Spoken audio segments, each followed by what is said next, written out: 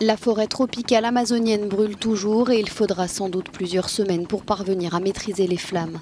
Partout dans le monde, ces feux ont provoqué l'indignation. Des manifestations ont eu lieu dans plusieurs villes du Brésil pour défendre ce poumon de la planète. Les tensions sont vives entre Brasilia et Paris après les pressions de la France sur Jair Bolsonaro pour qu'il agisse plus vite. Les pays du G7 ont annoncé une aide à l'Amazonie. Londres promet 10 millions de livres pour cette région et la Colombie va proposer un pacte régional pour la conservation de l'Amazonie devant l'ONU. Poussé par la pression internationale, le Brésil a donc fini par entrer en action dimanche. 2 avions militaires ont largué des dizaines de milliers de litres d'eau au-dessus de la zone.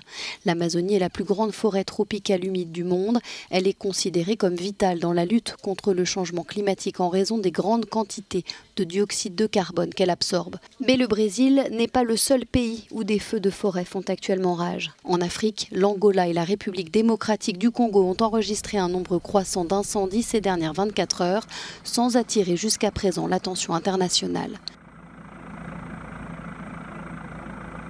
Avec un été particulièrement sec, d'autres régions du monde ont été frappées par des feux de forêt. Sur ces images, l'Alaska, où des évacuations ont été rendues obligatoires à cause d'importants incendies.